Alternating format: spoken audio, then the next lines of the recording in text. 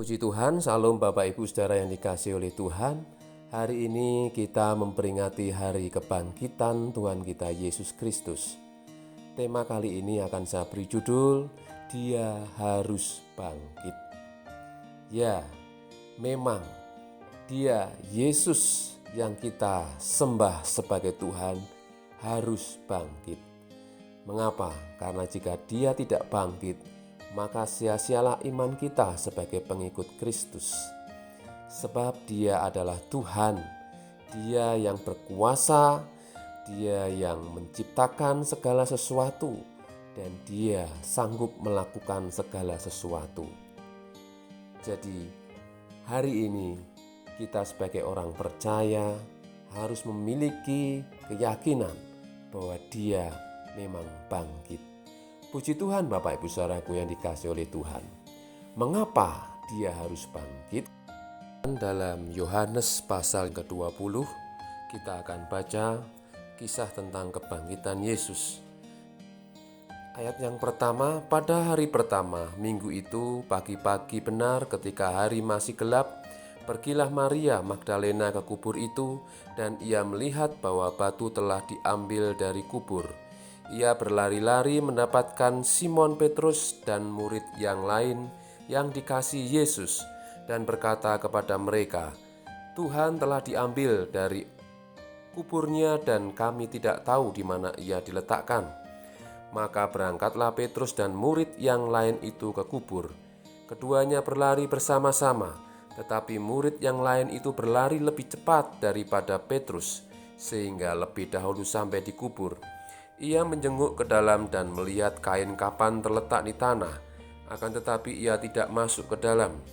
Maka datanglah Simon Petrus juga menyusul dia dan masuk ke dalam kubur itu. Ia melihat kain kapan terletak di tanah, sedang kain peluh yang tadinya ada di kepala Yesus tidak terletak dekat kain kapan itu, tetapi agak di samping di tempat yang lain dan sudah tergulung. Maka masuklah juga murid yang lain yang lebih dahulu sampai di kubur itu, dan ia melihatnya dan percaya.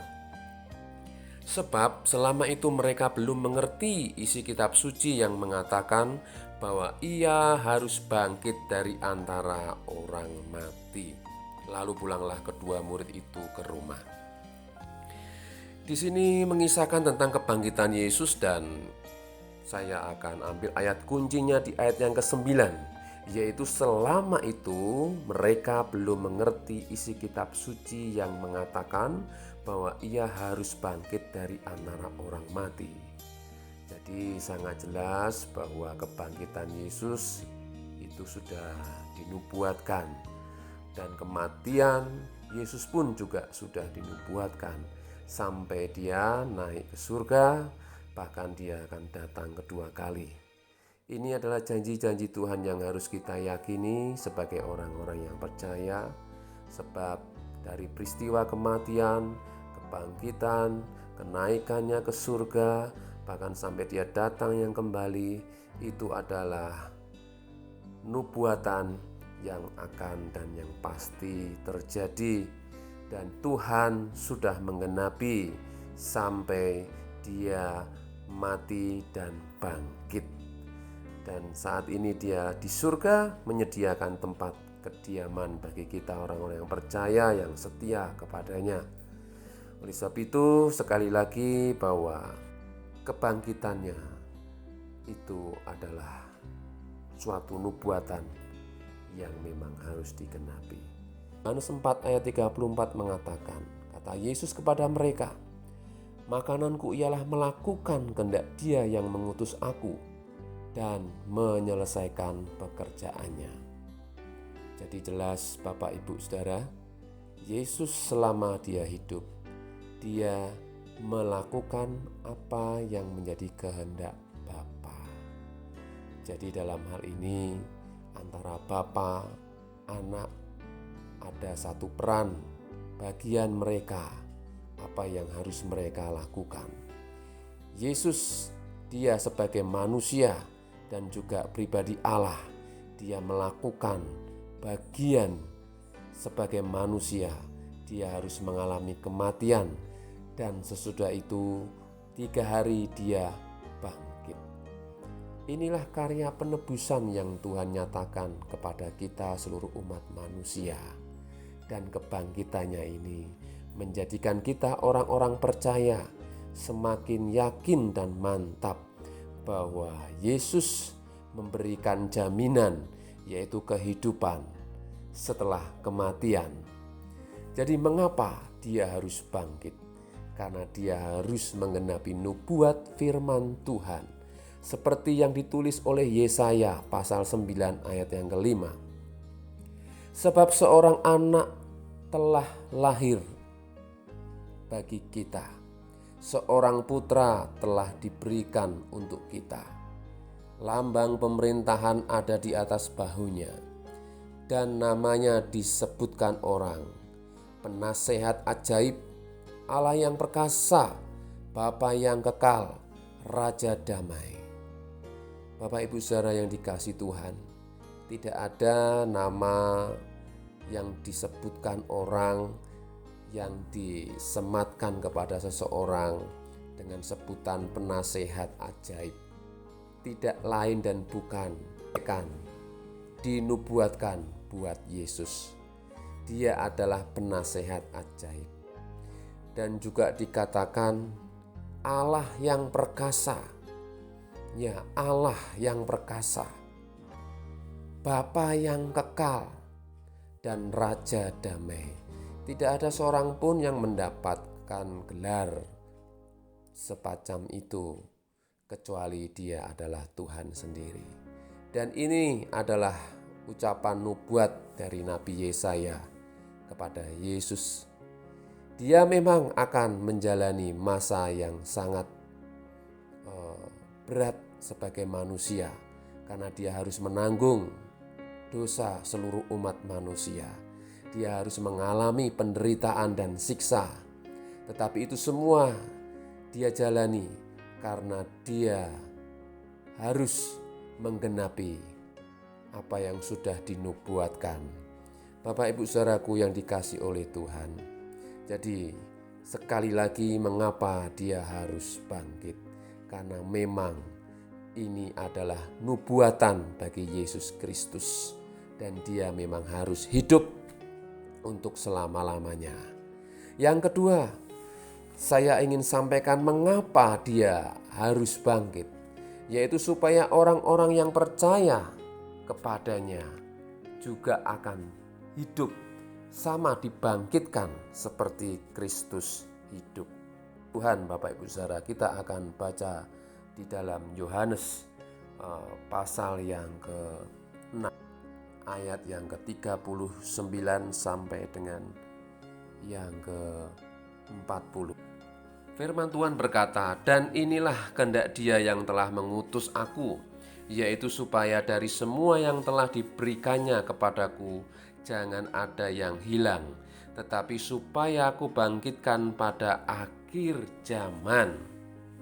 Ayat 40, "Sebab inilah kehendak Bapa-Ku, yaitu supaya setiap orang yang melihat Anak dan yang percaya kepadanya beroleh hidup yang kekal, dan supaya aku membangkitkannya pada akhir zaman." Luar biasa Bapak Ibu Saudara. Jadi kenapa dia harus bangkit?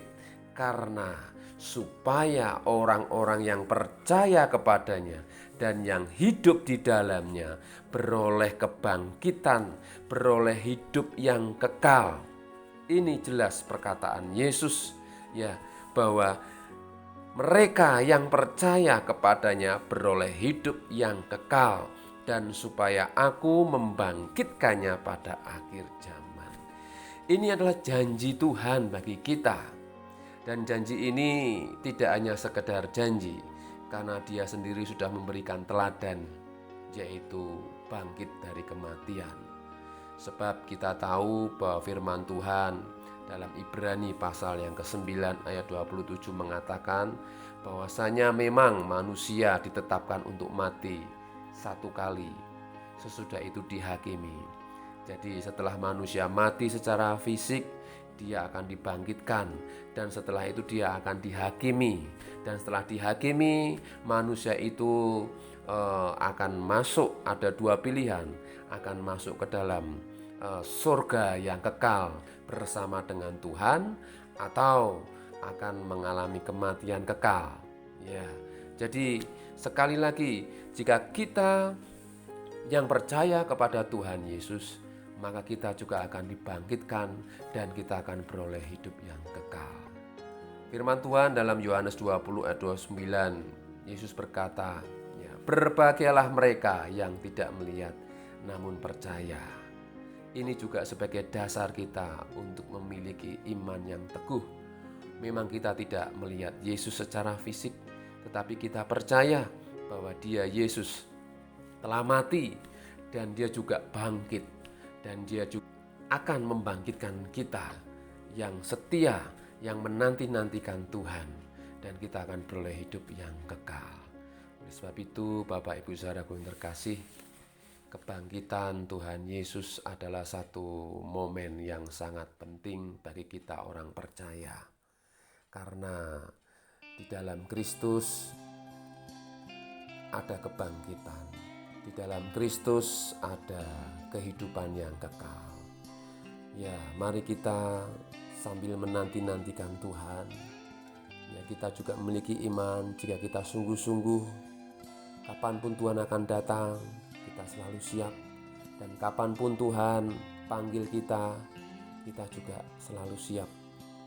Karena kita percaya bahwa Allah yang kita sembah, Dia Allah yang hidup, Dia penuh dengan kuasa, yang memiliki otoritas penuh akan kehidupan ini, sehingga Dia pun bertanggung jawab atas kehidupan kita manusia ciptaannya. Ya, sehingga Dia rela mati untuk menebus dosa kita, dan setelah mati Dia bangkit dan Dia naik ke surga, menyediakan tempat bagi kita orang-orang yang percaya.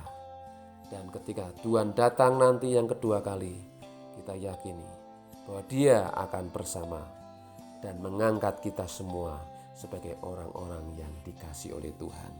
Puji Tuhan, Bapak Ibu saudaraku, biarlah renungan ini menjadikan kita semakin percaya di tengah-tengah segala tantangan, persoalan.